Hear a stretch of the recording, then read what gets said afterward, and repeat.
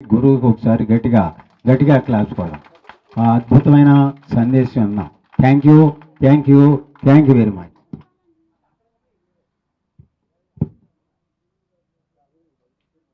వక్రతుండ మహాకాయ కోటి సూర్య సమప్రభ నిర్విఘ్నం కురుమే దేవ సర్వకార్యేషు సర్వదా. గం గణపతయే నమః. శరదిందు వికాస మందహాసం స్ఫురదిందీవరలోచనాభిరామం అరవింద సమాన సుందరాస్యాం అరవిందాసన సుందరీం ఉపాస్మహే. ఐం సరస్వత్యై నమః. జ్ఞానానందమయం దేవం నిర్మల స్ఫటికాకృతిం ఆధారం సర్వ విద్యానాం శ్రీ హయగ్రీవ గురుం ఉపాస్మహే. మా గురుదేవులైనటువంటి మహంత్ హిమాలయ గిరిజీ మహారాజ్ వారి పాదపద్మములను మనసులో స్మరించుకొని ధ్యానానికి పిరమిడ్ జగత్తుకు ఆద్యుడైనటువంటి శ్రీమాన్ బ్రహ్మర్షి పితామహ పత్రిజీ మహారాజ్ వారికి సాష్టాంగ దండ ప్రమాణాలు చెప్పుకొని శ్రీ లక్ష్మణరావు గారికి వెంకట్రావు గారికి వీళ్ళందరికీ మేము ఎక్కడ కలుస్తుంటాం సభ మీద ఉన్న అందరికీ ప్రత్యేకించి ఈ పూర్ణ దంపతులు ఎవరైనా ఇల్లు కట్టుకుంటారు. ఇల్లు కట్టుకోవడమే ఈ కాలంలో గొప్ప మాట. ఆ ఇల్లు కట్టుకుంటున్నప్పుడే నా ఇంట్లో నేను ఎంత బాగుండానో నా చుట్టుపక్కల వాళ్ళు కూడా బాగుండాలా అని అందరికీ అవకాశం ఇస్తూ ఎవరైనా వచ్చి ధ్యానం చేసుకోవచ్చు అని ఇంటి మీద ఒక పిరమిడ్ కట్టినటువంటి ఈ పుణ్య దంపతులకు ఎన్ని మాటలు నమస్కారాలు చెప్పినా కానీ తనివి తీరదు. ఈ మధ్య ఈ పిరమిడ్లు ఒక 30-40 ఏళ్ల ముందు నుంచే మనకు పత్రిజీ పరిచయం చేశారు. దానికి ముందు నుంచి కూడా మన సనాతన ధర్మంలో 3 రకాల పిరమిడ్లను మనం పూజలు చేస్తూనే ఉన్నాం. ఈ పిరమిడ్లు కొత్తవి కావు. మన సనాతన ధర్మంలో మనం 3 రకాల పిరమిడ్లను పూజలు చేస్తాం. జన్మలో ఒక్కసారన్నా పోయి రావాలనుకుంటాం కైలాస పర్వతం. ఆ కైలాస పర్వతం ఎట్లుంటుంది? పిరమిడ్ ఆకారంలో ఉంటుంది. ఇన్ని ఆలయాలు ఉన్నాయి. ఆలయాలలో గర్భాలయం ఎట్లుంటుంది? పిరమిడ్ ఆకారంలో ఉంటుంది. ఆడవాళ్ళు మాతలు మీరందరూ అమ్మవారి పూజలు చేసేటప్పుడు శ్రీచక్ర మేరువుకు పూజలు చేస్తారు. అవి ఎట్లుంటాయి? పిరమిడ్ ఆకారంలోనే ఉంటాయి. సో ఈ పిరమిడ్ గొప్పది కాదు. మన పూర్వీకులు ఎన్నో వేల సంవత్సరాల కిందనే దాని గొప్పతనాన్ని కనిపెట్టారు. మహాభారత యుద్ధము మన భారతదేశంలో జరుగుతున్న కాలంలోనే సూర్యుని చుట్టూ తిరుగుతున్నటువంటి 9 గ్రహాలలో కూడా కొంచెం తేడాలు వచ్చాయి. ప్రత్యేకించి భూమికి చంద్రుడికి మధ్య తేడా వచ్చేసింది. అప్పుడు చంద్రుడు విడిపోవాల్సిన పరిస్థితి ఏర్పడింది. అప్పట్లో ఉన్నటువంటి మహాజ్ఞానులైన కొందరు ఆ ఈజిప్ట్లో ఆ పిరమిడ్ల నిర్మాణం చేయబట్టి భూమి సమతౌల్యత మ్యాగ్నెటిజం అనే దాంట్లో తేడాలు వచ్చి మళ్ళీ ఈ భ్రమణాలు ఇంత చక్కగా జరుగుతూ ఉన్నాయి. ఆ పెద్ద పిరమిడ్లు కట్టిన కారణాలలో అనేక కారణాలు సైంటిస్టులు ఒక సైంటిస్టు మాన్యువల్లో ఆయన రాసిన ఇన్ఫర్మేషన్ ఇది. మనకు ఆ గోలంతా అర్థం కాదు. ఏదో భూమి ఆకర్షణ శక్తి భూమి నుంచి చంద్రుడు పోతాడా? ఎడిగిపోతాడు? మనం ఈరోజు చూస్తూనే ఉంటాం. వాడు ఆడుకోపోయినాడంటే దాన్ని నిలబెట్టింది పిరమిడ్లంట అంటే నమ్మకాలు కుదరవు. కానీ మనకు తెలిసిందే లోకం అనుకుంటాం. తెలియని లోకం ఎంతో ఉంది. మనం తెలిసిందే మన ప్రపంచం అనుకుంటాం. అన్నిటికన్నా మించి ఆ మంచి చెడ్డలు అవన్నీ వదిలేయండి పక్కకు. మన మధ్య మంచి చెడులు ఈ రెండే ముఖ్యమా కాదా? సనాతన ధర్మము పునర్జన్మను నమ్ముతుంది. పునర్జన్మ ఎందుకు వస్తుంది? ప్రతి మానవుడు పాపంతో పాటు పుణ్యాలు చేసుకుంటాడు. పుణ్యము చేయని వాడు లేడు, పాపము చేయని వాడు లేడు. కొంత పర్సంటేజ్ ఎక్కువ ఉండొచ్చు. కొంతమంది ఎక్కువ పాపాలు చేయొచ్చు, తక్కువ పుణ్యాలు చేయొచ్చు. కొంతమంది ఎక్కువ పుణ్యాలు చేయొచ్చు, తక్కువ పాపాలు చేయొచ్చు. పాపాలు చేయకుండా ఎవరు లేడు.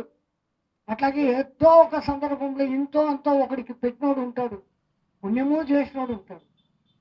ఈ పుణ్యాలు చేస్తే పైకి పోతాం, రంబ డ్యాన్సులు చూస్తాం, ఆడ టికెట్ అయిపోయింది, మళ్ళీ ఎత్తి కిందికి తోస్తాడు. సనాతన ధర్మంలో ఒక ఆచారం ఏంటంటే మనం ఎక్కడి నుంచో వస్తున్నాం, ఎక్కడికో పోతున్నామన్న ఒక నమ్మకం మనకుంది. ఈ నిరంతరము రాకపోకలేనా, రాకుండా ఉండేదానికి ఏం చెయ్యాలని కోరుకున్నదే మోక్ష స్థితి. ఆ మంచి చెడ్డనే నెగటివ్ పాజిటివ్ అంటాం. మన మనసులో దుష్ట సంకల్పాలు కలిగితే అది ఒక్క మనల్నే దెబ్బతీయదు, చుట్టూ ఉన్న వాతావరణాన్ని కూడా దెబ్బతీస్తుంది. బయటికి కనపడదు, దాని ప్రభావం నిదానంగా కనపడుతుంది. అందుకే మన పూర్వీకులు ఎప్పుడూ మంచిగా ఉండు, మంచి ఆలోచనలు చేయి, ఒక శాంతి మంత్రం ఉంటుంది. భద్రం కన్నేభి శృణుయామః దేవ భద్రం పశ్యేమాక్షర విద్యజత త్రేయై గంగే సృష్టినాం నస్తన్వోభి దోషేషు దేవహితం యదాయు. మా కండ్లు, మా నా అనే స్వార్థం లేదు మన సనాతన ధర్మంలో. మా కండ్లు ఎప్పుడూ మంచినే చూడుగాక, మా చెవులు ఎప్పుడూ మంచినే వినుగాక, మా శరీరం ఆరోగ్యవంతంగా ఉండి 10 మందికి ఉపయోగపడుగాక. ఇది మన సనాతన ధర్మంలో ఉన్న లక్షణం. రాను రాను గుళ్ళైతే ఇన్నున్నాయి, పుణ్యక్షేత్రాలు ఉన్నాయి, తీర్థక్షేత్రాలు ఉన్నాయి.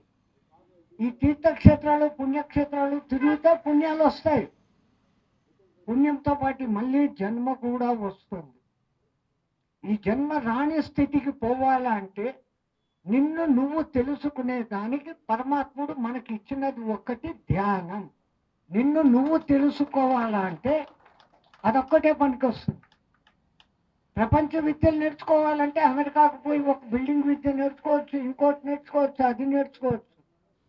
కానీ మన సనాతన ధర్మం మనకు నిన్ను నువ్వు తెలుసుకునే విద్య, ఆధ్యాత్మిక విద్య, ధ్యాన విద్య అనేది నేర్పించింది.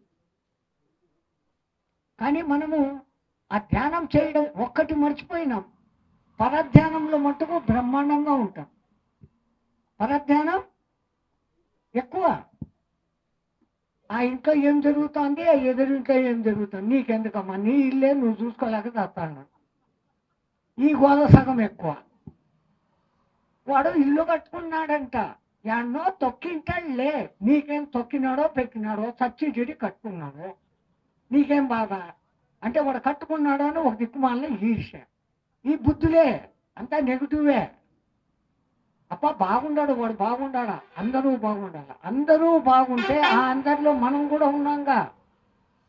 మన సనాతన ధర్మం ఎప్పుడు ఏం చెప్తుంది? లోకా సమస్త సుఖినో భవంతు, సర్వే జనాం సుఖినో భవంతు.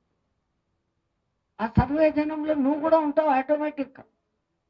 ఎక్కడో ఒక చోట నేను సర్వే జనాం డిపార్ట్మెంట్ అంటే సర్వే జనాం సుఖినో భవంతు అంత అంటే మా ఎలక్ట్రికల్ డిపార్ట్మెంట్ ఏమైపోవాలా అన్నారు ఒకడు. సర్వే డిపార్ట్మెంట్ అని ఒకటి ఉంది కదా, రోడ్డు సర్వే, వానికి అంతా అర్థమైంది. సర్వే జనాం సుఖినో భవంతు ఎక్కడ, సర్వే జనాం సుఖినో భవంతు ఎక్కడ. అక్కడ కూడా వాని బుద్ధి ఏం పని చేస్తుంది? ఏం వాళ్ళు ఒక్క డిపార్ట్మెంటే బాగుండాలా, మా డిపార్ట్మెంట్ అంతా ఏమైపోవాలా అని అడిగినాడు. అబ్బా ఇప్పుడు అందరూ కాస్త నవ్వుతూ ఉన్నారు, నాకు అది సంతోషం. మనమంతా ఆనంద స్వరూపలమమ్మ. ఏదో ఈ పొద్దు ఎండలో కూర్చోబెట్టినారు, దేవుని దయ ఈ పొద్దు ఎండ కూడా తక్కువ ఉంది, శుభ్రంగా బాగా నీడలో కూర్చున్నాం. మీకందరికీ కూడా ఈ పిరమిడ్ గురించి, ధ్యానం గురించి పరిచయం ఉందా? ఇట్టిట్టనా ఎట్టో ఒకట. మొత్తానికి వీళ్ళు ఏదో చెప్తాడారో అది వినేదానికి ఇడికి వచ్చాం, అంతేనా? మరి ఇప్పుడు ఇక్కడికి వచ్చి పిరమిడ్ అంటే ఏదో ఇంతో అంతో కొంచెం అర్థమైందా? పిరమిడ్ అంటే ఏదో ఈజిప్టులో చచ్చిన శవాలను పెట్టిన డబ్బాలు కావు. అది ఒక శక్తి తరంగాల కేంద్రం. ఈ సంగతిని పత్రిజీ గారు గమనించి ఈ మానవులు టెన్షన్తో అల్లాడిపోతూ ఉంటారు. ప్రతి దానికి టెన్షనే. పొద్దున్న నిద్ర లేచినప్పటి నుంచి రాత్రి నిద్రపోయేంత వరకు అదేమైంది ఇదేమైంది, స్పీడ్ బతుకులు అంటాం. ఏమో పెద్ద అన్నిటికీ టైం ఉంటుంది. ధ్యానం చేయరా అంటే టైం లేదంటాడు. మిగతా అన్నిటికీ ఉంటుంది. టీవీలు చూసేదానికి చెప్పండి నిజాయితీగా, రాత్రి 11 దాకా టీవీలు చూస్తారా? మరి టీవీ మానేసి ధ్యానం చేయమంటే పోరా బయటికి అంటారు నన్ను. అమ్మో టీవీలు ముఖ్యం, చూడకపోతే ఎంత పాపం వచ్చేస్తుంది. పవిత్రమైన సీరియళ్ళు అనుభవించాల. పరమాత్ముడు మనకిచ్చాడు, కష్టపడ్డాం, కొంచెం మనస్సు రిలాక్సేషన్ కోసం టీవీ చూస్తాం, రిలాక్స్ దొరుకుతుంది. మనస్సు బంధింపబడదు. మనస్సు ఎప్పటికీ బంధింపబడదు. మనస్సును మన దోస్తుగా మార్చుకొని మన స్నేహితుడిగా మార్చుకున్నప్పుడు అదే మనస్సు మనకు ఆత్మ వైపు దర్శనం చేయిస్తుంది. మనస్సు అంత గొప్పది. ఆ మనోనిగ్రహం సాధించేదానికి మన పూర్వీకులు అనేకమైనటువంటి యోగ విద్యలు నేర్పించారు. కానీ రాను రాను కాలం ఎట్లా తయారైంది అంటే ఏ ఒక్క యోగ విద్యను ఎవడు ఆచరించడంలే. అసలు యోగ విద్యలు ఎన్ని ఉన్నాయని ఎవరికీ తెలియదు. మీలో హఠయోగం ఎంతమందికి తెలుసు? క్రియాయోగం ఎంతమందికి తెలుసు? కుండలిని యోగం ఎంతమందికి తెలుసు? మాకు ఏ భోగాలు తెలియదండి, రోగాలు మట్టుకు తెలుసు. ఎందుకు వస్తాండే రోగాలు? తినే తిండ్లలో తేడా, పడుకునే నిద్రలో తేడా, ప్రతి దాంట్లో కూడా కాలుష్యం. వీటన్నిటిని తగ్గించేదానికి పైన ఉన్నటువంటి సప్తఋషి మండలంలోని మహర్షులు ఆలోచన చేసి భూమి మీదకి ఒక మనిషిని ఎన్నుకొని మన మధ్యకు పంపారు. ఆ మహానుభావుడే శ్రీమాన్ పత్రిజీ. ఆయనకు మొదటి తరం శిష్యులు ఉన్నారు, వాళ్ళు చేయాల్సింది చేశారు. రెండవ తరం శిష్యులు వచ్చారు, ఆయన కోరికలన్నింటినీ సిద్ధింపజేస్తూ ఆయన ఉన్నప్పటికంటే ఇప్పుడు ఇంకా ప్రభావవంతంగా పనిచేసుకుంటూ పోతున్నారు. ఆయన మొదలుపెట్టింది అంతా కలిపితే 35-40 ఏళ్ల కింద నుంచే. ఈ లోపలనే 3 తరాలు మారినాయి. రాను రాను ప్రభావం పెరిగిపోతా ఉంది. పత్రిజీ అన్న పేరులోనే గొప్పతనం ఉంది. పత్రి అంటే మీకు అందరికీ తెలుసా? జ్ఞానులకే కాదు, కొత్తోళ్లకు పత్రి తెలుసా? తెలుసు, కానీ తెలియనట్లు ఉండరు. శివాలయాలకు పోయి శివలింగం మీద ఏం పెడతారు? ఏం పెట్టరమ్మా మీరు శివలింగం మీద? ఏం పెడతారు? బిల్వ పత్రి పెడతారు. సో ఈ పత్రి మనకేం కొత్తోడు కాదు, ఆయన కూడా ఎప్పటి నుంచో ఉన్నాడు. శివుని సన్నిధానంలో ఉన్నాడు, మన మధ్యకు వచ్చి మనకు ఈ ధ్యానము పిరమిడు అనేది నేర్పించాడు. అదృష్టవంతులకే ఆ అవకాశం దొరుకుతుంది. అంటే ధ్యానం చేసే వాళ్ళే అదృష్టవంతులు, ధ్యానం చేయని వాళ్ళంతా అదృష్టవంతులు కాదు అని కాదు. ధ్యానం గురించి వాళ్ళకి ఇంతవరకు తెలియలే. పరమాత్ముడు ఇచ్చిన 24 గంటలలో ఎవరికి వాళ్ళు ఒక్క అరగంట ధ్యానం చేయటంతో వాళ్ళ స్వభావం ఏమో తెలిసి వస్తుంది. ఈ అనవసరమైనటువంటి టెన్షన్లు, నేనంత, నువ్వింత, వాడింత, వీడింత, ఎంతసేపు వాడు వీడు. ఆ వాడు వీడు మేము ఇంకో లెక్కనే చెప్తాం. పిరమిడ్ వాడు, కర్మలన్నీ వీడు. వాడు వీడు ఈ మాట సరిపోయిందా? ఇంకా మీదట మీ అందరూ కూడా ఈ పుణ్య దంపతులు ఇక్కడ కట్టి పెట్టారు, అది వాళ్ళ కోసమే కాదు. ఎవరైనా ఎప్పుడైనా వచ్చి ధ్యానం చేసుకోవచ్చు, ఎవరైనా ఎప్పుడైనా ధ్యానం చేసుకోవచ్చు అని చెప్పాను కదా అని రాత్రి 10 గంటలకు వచ్చి వాళ్ళ దృష్టిని పాడు చేయమాకండి. మాకు ఇప్పుడు టైం దొరికింది, వాకిలి టీ వచ్చి లైట్లే ఫ్యాన్ అంటే వాళ్ళు చచ్చిపోతారు. వాళ్ళు అందుకు కాదు కట్టింది. మీకు ఉదయం పూట ఎప్పుడు ఖాళీ టైం ఉంటే అప్పుడు రండి. సరేనైనా నువ్వే మాట్లాడుకో.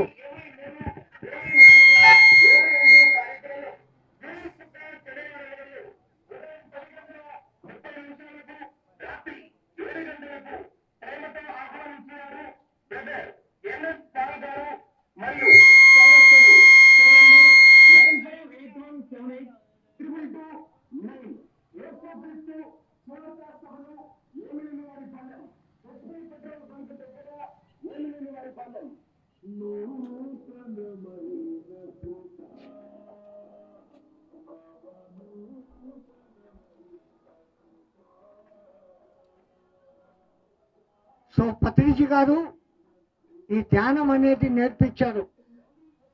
ఇప్పుడు ఎక్కడికి వస్తే పూర్ణ దంపతులు ఇంటికి వస్తే పూర్ణ సాయి పిరమిడ్లో 1 గంట కూర్చుంటే 50 రూపాయలు అని ఏమైనా ఛార్జ్ ఉందా? ఫ్రీ. ఇంకా ఎక్కువ మాట్లాడితే టీ కూడా ఇచ్చి పంపిస్తారేమో. మళ్ళా టీల కోసం రాకండి, ధ్యానం కోసమే రండి. ఓకే. దీని తర్వాత ర్యాలీ కూడా ఉంది అంటున్నారు. కాబట్టి మనమందరము అద్భుతంగా ఒక శాకాహార ర్యాలీ కూడా చేసుకుంటాం. ఒక లైన్లో ట్రాఫిక్కు ఏ ఇబ్బంది లేకుండా ఆనందంగా ర్యాలీ పూర్తి చేసుకుంటాం. పత్రిజీ గారు అనేవాడు, నువ్వు ధ్యానం చేయకపోతే పోతివి, ర్యాలీ మటుకు ఖచ్చితంగా చెయ్యని. ఎందుకంటే ఒకప్పటి మన భారతదేశము మాంసాహారం తినే దేశం కాదు. ఈ దేశానికి పేరే హిందూ దేశం. హింసకు దూరంగా ఉండేవాళ్ళు ఎవరో వాళ్ళు హిందువులు. అంత గొప్ప పేరున్న దేశానికి వారసులం మనం. ఆ విదేశీ దండయాత్రలు మన మీద పడినాయి. 1000-1500 ఏళ్ళు వాళ్ళ పాలనలో మగ్గాం. వాళ్ళ ఆహారపు అలవాట్లన్నీ మన నెత్తికి వచ్చి కూర్చున్నాయి. మెల్లమెల్లగా మనం మళ్ళీ మన సనాతన భారతీయ ధర్మాన్ని భూమి మీద నిలబెడతాం.